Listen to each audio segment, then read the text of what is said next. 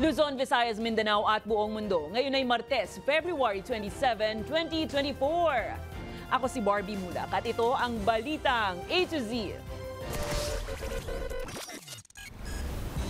Mga probinsyang apektado ng El Nino, tumaas pa ang bilang. Habang pagbaba ng level ng tubig sa mga dam, binabantayan na rin ng pamahalaan. Para nasa niyo po yung hustisya, yung katarungan para sa anak ko. 6 na pulis na sangkot sa pagpatay kay Jemboy Baltazar.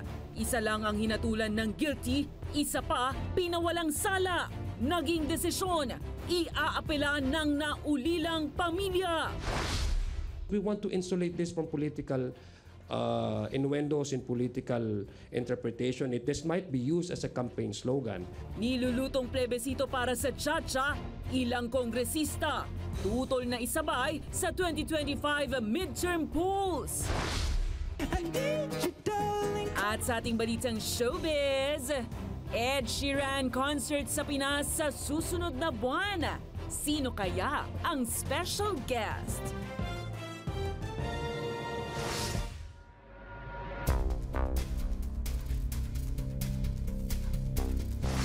Magandang gabi, pambungad sa ating newscast.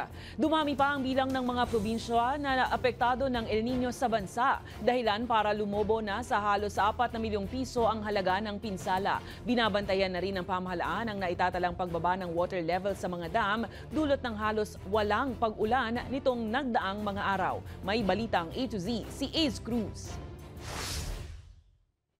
Mas grabe ngayon kaysa nung araw na hindi katulad ngayon, sobra na talaga. Kailangan na akong tumabi. Dati hindi ako natabi. Ngayon, natabi na eh. Yan ang hinaing ni Tatay Paulino sa tuwing duty siya sa pagmamando ng trapiko sa isang barangay sa Quezon City.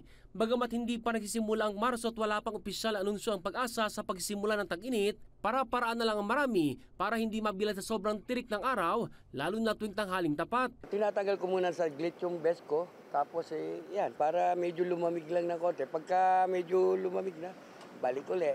Sa pinakuling datos ng pag-asa nitong February 24, pumalo na sa 34 degrees Celsius ang temperatura sa Science Garden sa Quezon City. Over the next 3 to 5 days talagang magiging northeasterly ang hangin over most parts of the country and we are not expecting any tropical cyclone development.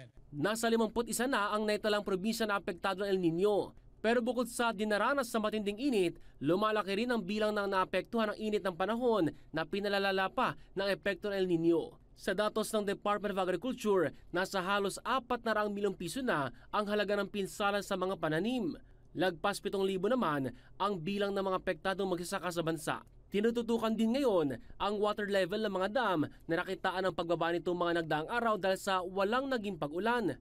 Pero bukod sa El Nino, binabantayan din ng Weather Bureau ang pagpasok ng La Nina o yung paglamig ng surface ocean water. Maaari pong meron pa rin tayong possible na below normal rainfall conditions. So that is why napaka-critical po nung May and June natin for La Nina, for El Nino to decay and La Nina to be developed. At kung may pagkakataon ng pumasok isang sama ng panahon sa bansa, based dun sa climatological tracks ng ating bagyo, either papasok lang siya sa Philippine Area of Responsibility, maaaring mag-recurve siya, posibleng hindi pa rin siya makapagpaulan. Or depende sa timing, kung nagkakaroon tayo ng habagat or southwest monsoon, so pwedeng ma-enhance nung bagyong yon yung ating southwest monsoon na posibleng siya yung makapagbigay ng pag-uulan sa atin. Gayunman, sinabi ng DOST na sa halip na gumasta ng malaki ang gobyerno sa cloud seeding, mas makabubuti na subukan ang iba pang mga paraan para maibsan ang epekto ng El Nino. Ang kanilang mga seedlings na ginamit sa rice ay hybrid.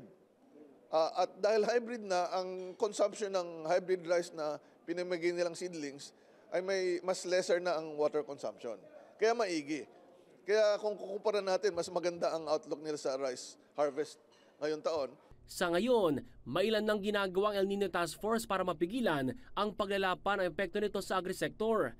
Gaya na lamang ng pagdedeklara ng safe calamity sa 2 bayan sa Oriental Mindoro. Ininspeksyon din ng Department of Agriculture ang mga bayan na apektado ng El Nino para makapagbalangkas pa ng mas naayong hakbang at hindi tuluyang malugi ang nasabing sektor. Para sa Balitang A to Z, Ace Cruz.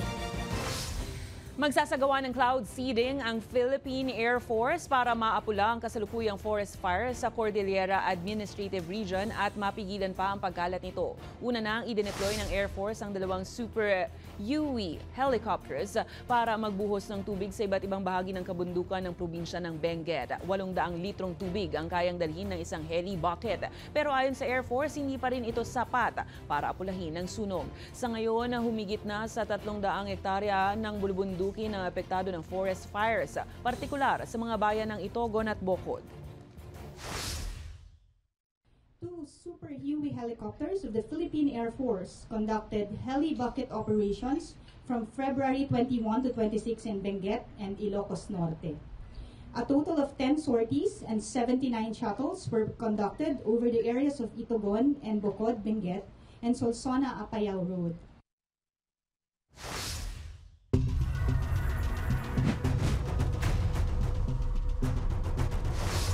Iaakyat ng Department of Justice sa Court of Appeals ang kaso ni Jemboy Baltazar, ang binatilyong napatay ng mga pulis dahil napagkamalan itong suspect. Ito ay matapos mapawalang sala ang isa sa 6 na pulis na nasasangkot sa kaso habang isa lang sa mga ito ang nahatulang guilty. Narito ang ating balitang A to Z. Ilang taon lang po yung anak ko, may pangarap pa po siya. Pero wala na po dahil pinatay po nila na walang dahilan. Wala pong kaalam-alam yung anak ko. Planong iapila ng pamilya ng 17 anyos na si Jemboy Baltazar ang kaso ng binatilyo na nasawi sa kamay ng mga pulis dahil sa umano'y mistaken identity nung nakaraang taon sa Navotas City. 6 na pulis ang inirereklamo sa kasong murder ng mga piskal. Pero sa ibinabang desisyon ng Navotas Regional Trial Court, tanging ang dating Police Staff Sergeant Jerry Maliban lang ang nahatulan ng guilty sa homicide at mahaharap sa 4 na taon na pagkakakulong. Ano pa yung buhay ng anak ko? Ano lang? Parang aso lang. Kaya pusin na ilang ano lang nila paghihirapan tapos parang wala silang ginawa. Para nasa niyo po yung hustisya, yung katarungan para sa anak ko. Kasunod nito, ipinagutos na ni Justice Secretary Jesus Crispin Remulla ang malalimang review sa naturang kaso. Ang utos niya po sa akin ay tignan po yung mga facts of the case, pati yung mga arguments na ginamit ng judge, at tignan kung ano doon ang pwedeng iapela. Isa sa mga pulis ang napawalang sala habang 4 na iba pang akusado ang nahatulan namang guilty sa iligal na pagpapaputok ng baril. Marami po tayo nakitang mga areas or arguments dun sa decision na pwede pa din natin i-argue on appeal. Isa na po dyan yung conspiracy, yung isa din yung intent to kill, the reasonableness of the action taken by the police and the reaction that was that the police had nung medyo patakas si Jemboy. Ayon sa DOJ, ang Office of the Solicitor General na ang hahawak sa kasong ihahain sa Court of Appeals. August 2, 2023 ng tanghali nang mapatay sa pamamaril ng pulis si Jemboy dahil napagkamalan nitong suspect sa isang krimen. Hindi nakadalo sa pagdinig ngayong araw ang itinuturong prime suspect sa pagkawala ng beauty queen na si Catherine Camilon. Batay sa ipinadalang sulat sa Senate Committee ni dismissed Police Major Alan De Castro, hindi siya makadadalo dahil in pain umano ang kanyang 8 buwang buntis na asawa. Hindi rin present ang driver at bodyguard na si Jeffrey Magpantay. Hindi naman kumbinsido si Committee on Public Order and Dangerous Drugs Chairman Senator Ronald Bato de la Rosa sa alibay ni De Castro at nagbantari ng mambabatas na ipasusupi na sina De Castro at Magpantay kung hindi pa rin sisipot sa pagdinig. Whatever alibis they want to yes, hintayin nila yung subpoena. Yes, sir. And later, pag isnabin pa rin nila yung subpoena, hintayin nila yung warrant of arrest. So, magiging dalawa yung warrant nila. Warrant nila doon sa krimen na ginawa nila at warrant coming from Senado. Yes, sir. Yes, sir. You inform them accordingly. Nasa Pilipinas pa rin si Kingdom of Jesus Christ founder Apollo Quiboloy. Yan ang tiniyak ng kampo nito at pinabulaan ang nagtatago ang pastor. Sinabi ni Attorney Ferdinand Topacio na ginagawa lang nito ang karapatang self-preservation. Wala pa rin anyang desisyon kung dadalo na ito sa investigasyon ng Senado. He is just taking precautions to ensure his safety. That categorically state that he was not participating. He just criticized the process by which the inquiry is being made, which is not in aid of legislation but of persecution.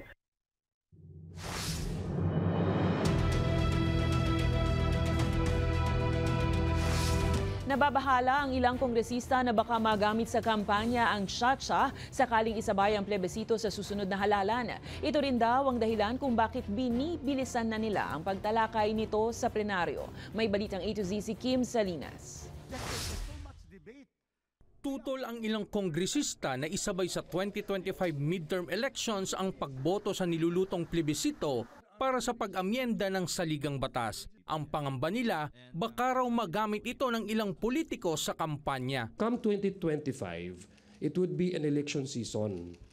And the reason why we're fast-tracking this discussion on the amendments is because we want to insulate this from political innuendos in political interpretation. This might be used as a campaign slogan. Una nang sinabi ni Senate President Juan Miguel Zubiri na ito ang nais umano ng Pangulong Bongbong Marcos Jr. Yung presidente lang naman po makakasabi kung ano po talaga yung gusto niya, and it would also be up to COMELEC, which is beyond our work scope, kung kaya nila at kung kailan nila magagawa. Depende rin yan sa resources. Sa panig naman ng COMELEC, pabor ang komisyon na isabay nilang ito sa halalan sa Mayo.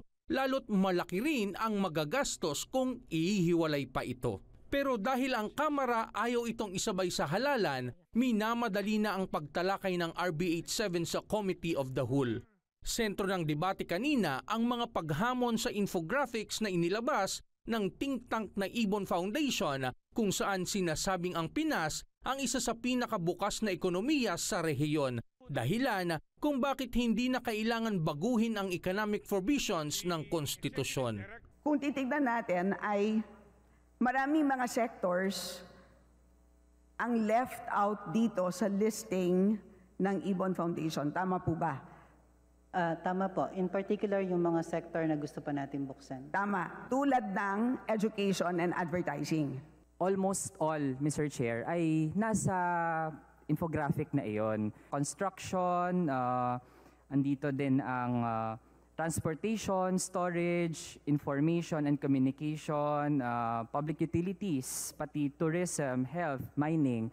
So, ibig sabihin, Mr. Chair, in my own observation, hindi naman po nag-cherry pick kasi nga na-capture niya na rin naman po almost yung buong economy natin. Ayon sa Kamara, mananatili ang target schedule nila na matapos ang deliberasyon sa RB 87 bago ang March 6 para mailusot ang final approval nito bago ang Holy Week break.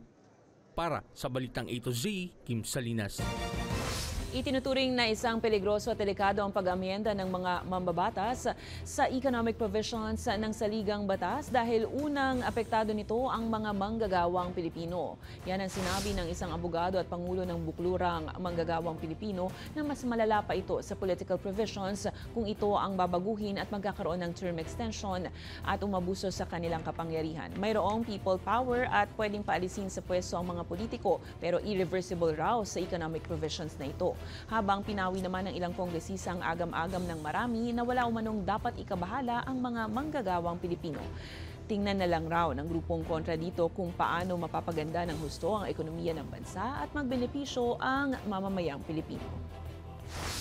Meron ng karakter ng irreversibility yan. Kahit magbago tayo ng pulisiya later on, paano mo kakalabanin ngayon ng Estados Unidos na merong mas malakas na economic interest ngayon dahil pinapasok mo dito sa Pilipinas?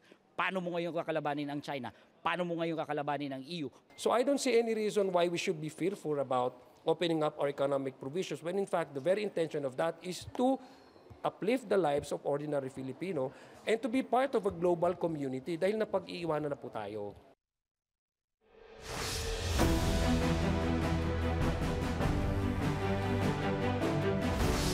Nananawagan si Pangulong Ferdinand Bongbong Marcos Jr. sa mga alkalde ng munisipalidad sa bansa na huwag sayangin ang posisyon sa mga hindi naman raw mahalagang bagay. Sa katatapos lang ng League of Municipalities of the Philippines na ginanap sa Marriott Hotel sa Pasay City, sinabi ng Pangulo sa kanyang pananalita na kinakailangang pagtuunan ng pansin ng mga alkalde ang mga pangmatagalang proyekto nang sa gayon ay mapakinabangan ng taong bayan. Dagdag pa nito, dapat ipatupad at palaganapin ang kampanya ng United Nations sa 17 Sustainable Development Goals para makatulong sa pagpapaunlad sa kanilang mga nasasakupan. Nais rin ni PBBM na bukod sa ekonomiya, hangad niya na lalo pang mapalago ang kalusugan, edukasyon at kapakanan ng taong bayan. I've always believed that if one cannot go to the grassroots, the next best thing is to touch base with local chief executives. Municipalities are not the last outpost of government. Rather, they form the front lines of government service. You are the first responders to all our people, especially those in need. Dinipensahan ni Vice President Inday Sara Duterte ang pagbura nito ng kanyang pahayag sa ika-38 anibersaryo ng EDSA People Power Revolution. Lumabas kasi sa social media ng OVP na tila umano'y sinusuportahan niya ang kahalagahan ng EDSA People Power, pero pinabulaanan niya ang mga ito at umano'y wala siyang balak na maglabas ng ganong klaseng mensahe sa anibersaryo ng EDSA. Giit pa ni VP Sara, mananatiling ang kanyang pahayag noong 2017 na hindi niya maintindihan kung bakit naging pamantayan ang definisyon ng kalayaan sa bansa ang EDSA Revolution. Nakatakdang lumipad si Pangulong Ferdinand Bongbong Marcos Jr. patungong Australia bukas Miyerkules para yan sa 2 araw na state visit. Target itong palakasin ang strategic partnership ng dalawang bansa. Inaasahang magkakaroon ng pagpupulong ang Pangulo kasama si Governor General David Hurley, Prime Minister Anthony Albanese at ilan pang Australian parliamentary leaders para pag-usapan ang kooperasyon sa ilang isyong pangrehiyon, partikular na sa South China Sea. The President's visit and official activities in Canberra shall further strengthen existing bonds of cooperation and shall enable discussions for new avenues of collaboration, as both the Philippines and Australia look forward to celebrating the 78th anniversary of diplomatic relations later this year. Inatasan na ng Pangulong Marcos na isama na ang technical and vocational education sa curriculum ng senior high school students. Ayon sa TESDA, bagamat may demand para sa mga skilled workers, hindi sapat ang kaalaman ng mga senior high graduates dahilan kung bakit hindi sila na-employ agad. Sa ngayon, target ng TESDA, Education Department katuwang ang Commission on Higher Education at Labor Department na palakasin pa ang senior high curriculum, partikular na sa mga skills at competencies na kailangan ng mga trabaho. Susunod sa ating balitang A to Z Sports, sa Philippine men's football team may bagong coach. At mamaya sa ating balitang showbiz, Ed Sheeran may makakasamang bigating OPM band sa concert dito. Sino kaya yan? Abangan ang kumpletong ulat sa pagbabalik ng balitang A to Z.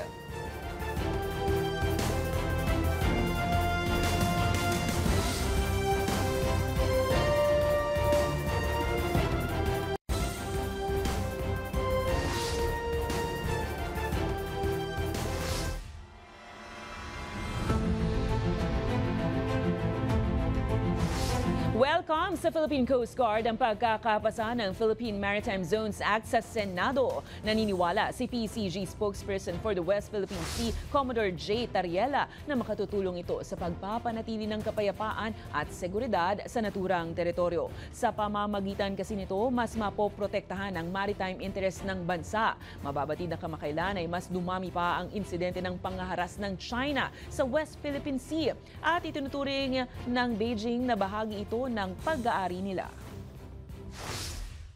Ito ang pagkakataon na masasabi talaga natin, for example, sa territorial sea.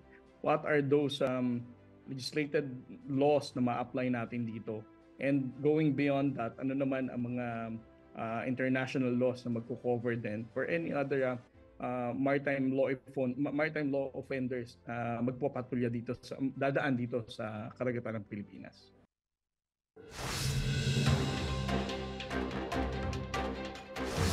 Pinagmumulta ng Korte Suprema si Public Attorney's Office Chief Attorney Presida Acosta na nagkakahalagang 180,000 pesos.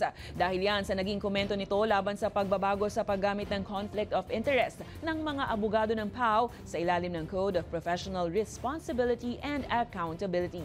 Samantala, tinanggap naman ni Senadora Nancy Binay ang paghingi ni Senator Robin Padilla ng paumanhin hinggil sa kontrobersyal na drip session ng may bahay nitong si Mariel Rodriguez sa opisina niya sa Senado. Umaasa naman si Binay na magsisilbi itong aral at iginiit ang tungkuling mapanatili ang integridad sa Senado.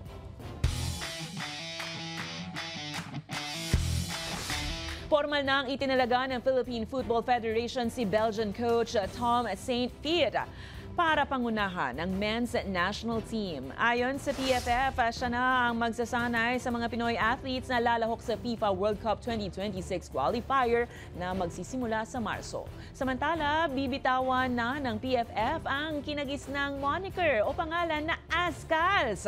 Para daw yan makasabay sa ilang pagbabago sa mundo ng sports. Sa kabila niyan, wala pa ring opisyal na bansag sa koponan na maaaring ibigay ang management of funds nito. Sa aming pagbabalik, Ed Sheeran, may OPM band as special guest sa nalalapit nitong concert sa Pinas. Sino kaya? Manatiling nakatutok, kayo ay nanonood ng Balitang A to Z.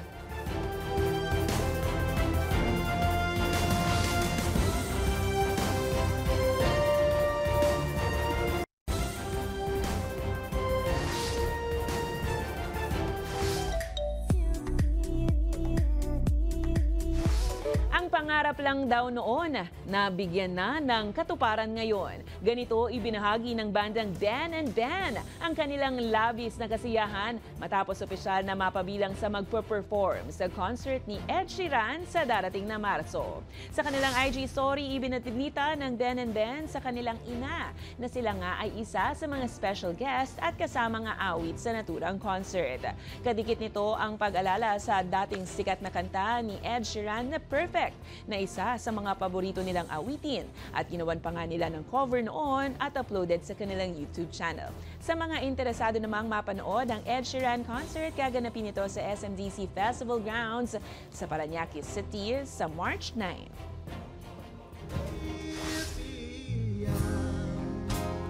Dancing in the dark with you between my arms, barefoot on the grass, listening to our favorite song. When I saw you in that dress, looking so beautiful, I don't deserve this, darling. You look perfect tonight.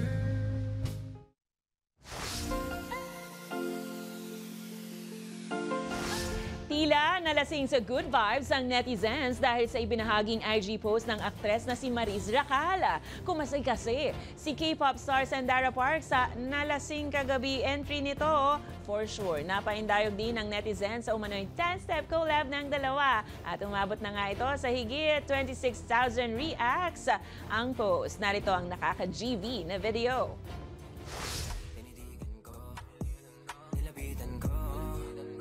Kasama diwata na pagdinig ko, nalasing kagabi ang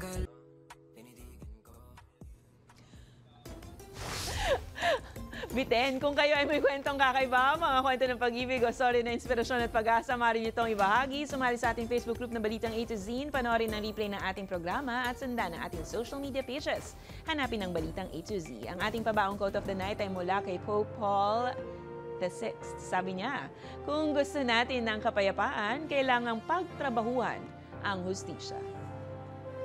At yan ang mga balita at impormasyon, mga kwentong may dalang inspirasyon na tinutukan ng Balitang A to Z. Ako si Barbie Mula. Kung maging maalam, makialam. Magandang gabi sa'yo, Pilipinas!